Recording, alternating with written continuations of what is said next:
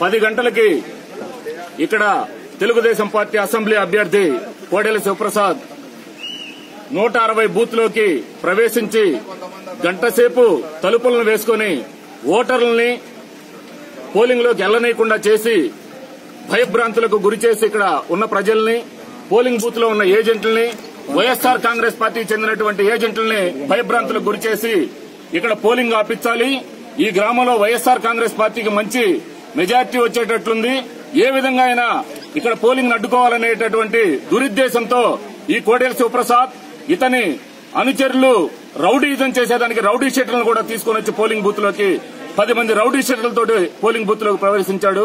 దానికి ప్రజలందరూ కూడా భయభ్రాంతులకు గురయ్యి వారికి బయటికి పంపించేంత వరకు మేము పోలింగ్ లో పాల్గొనమని చెప్పడం జరిగింది. దానికి పోలీసు వారు సహకరించి ఆయన పోలింగ్ బూత్ నుంచి బయటకు పంపించారు. ఇప్పుడు ఇంకొక 10 నిమిషాల్లోనో పావు గంటలోనో అందరూ కూడా ప్రజలందరూ కూడా పోలింగ్ రావాలి అని చెప్పి వాళ్ళు, మా ఏజెంట్లు, మేము అందరం కూడా వైఎస్ఆర్ కాంగ్రెస్ పార్టీ తరఫున అందరినీ కోరుతున్నాము. పోలీసు వారు కూడా అందరికీ, ఓటర్లందరికీ కూడా సహకరించాలని, ఎవరిని కూడా ఇబ్బంది పెట్టకుండా తెలుగుదేశం పార్టీకి చెందినటువంటి రౌడీలను ఎవరినైనా గానీ రోడ్ల వెంబడి ఉండనీయకుండా వాళ్ళని పక్కకు పంపించేసి ప్రశాంతంగా పోలింగ్ జరిపే విధంగా చూడాలని కోరుకుంటూ సెలవు తీసుకుంటాం.